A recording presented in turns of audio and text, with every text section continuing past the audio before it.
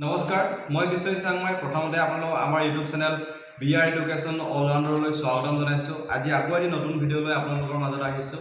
আজি আমি আলোচনা কৰিম ক্লাছ 10ৰ এক্সাৰচাইজ 8.1ৰ কুৱেশ্যন নম্বৰ 3ৰ ওপৰত।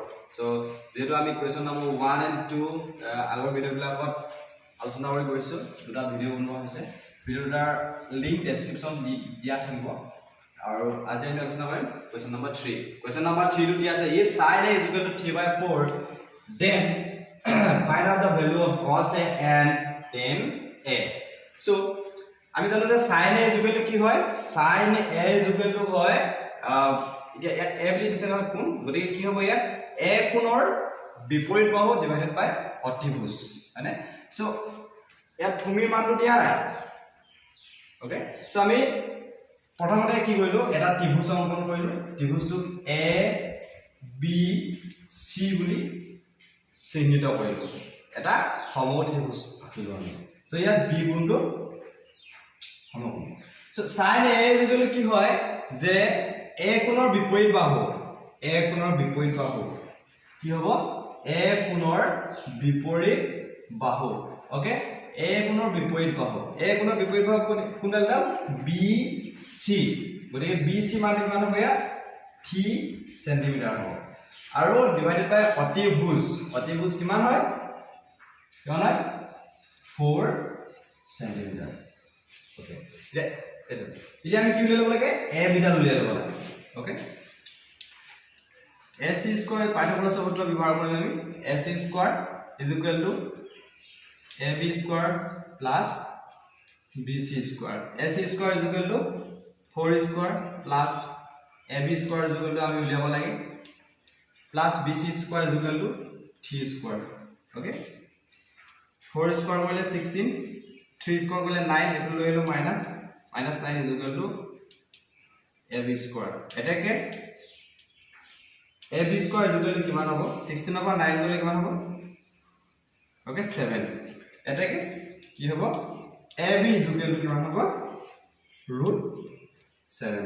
যেতিয়া ইয়াত স্কোৱাৰ আছে, এই স্কোৱাৰটো উঠাই দিলে ইয়াত ৰুট আহি যাব, গতিকে এ বি কিমান পালোঁ আমি √7 সেন্টিমিটাৰ। ওকে, ৰাফ কৰি দিলোঁ।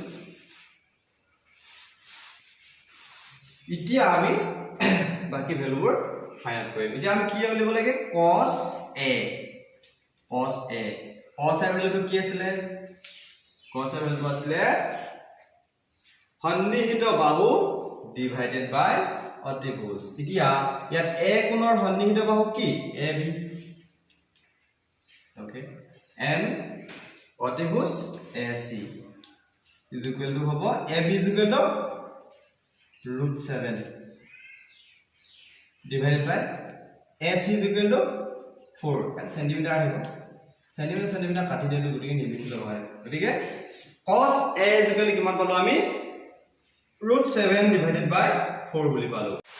এতিয়া আমি উলিয়াব লাগে tan a এর মানটো। So tan a is equal two কি হ'ব, এতিয়া ওকে tan আমি কি জানো যে tan থিটা ইজ ইকুৱেল টু কি হয় যে থিটা কোণৰ বিপৰীত বাহু ডিভাইডেড বাই থিটা কোণৰ সন্নিহিত বাহু। এতিয়া a কোণৰ, এতিয়া থিটাৰ ঠাইত a কোণ আছে, গতিকে আমি কি লিখিম, a কোণৰ বিপৰীত বাহু, a কোণৰ বিপৰীত বাহু BC আৰু a কোণৰ সন্নিহিত বাহু ডিভাইড বাই এইটো AB সন্নিহিত বাহু a কোণৰ। এতিয়া BC ইজ ইকুৱেল টু 3 আৰু AB is equal to √7। So এইটো ওলালে, এইটো √7, সৰি √7। ওকে, চাই লব 3 নম্বৰ কুৱেশ্যনটো ফাইনেল আনসাৰ আমি লাষ্ট কি উলিয়াব লাগিছে, tan a is equal two উলিয়াব লাগিছে, tan a is equal two 3/√7 ওলালে। আজি ভিডিঅ'টো ইমানতে সামৰিছোঁ। তো যদি ভিডিঅ'বোৰ চাই ভাল লাগে তেনেহ'লে লাইক কৰিব, কমেণ্ট কৰিব আৰু আমাৰ চেনেলটো ছাবস্ক্ৰাইব কৰিব আৰু ভিডিঅ'বোৰ শ্বেয়াৰ কৰি দিব। যদি আৰু কিবা বুজি নোপোৱা থাকে তেনেহ'লে ডেছক্ৰিপশ্যনত ইনষ্টাগ্ৰাম আইডি এটা দিয়া থাকিব, তাত গৈ প'ষ্ট কৰিব আৰু হোৱাটছএপ নাম্বাৰ এটাও দিয়া থাকিব, তাতো গৈ আপোনালোকৰ কুৱেশ্যনবিলাক চেণ্ড কৰিব পাৰে। তো আজিলৈ ইমানতে সামৰিছোঁ, ধন্যবাদ।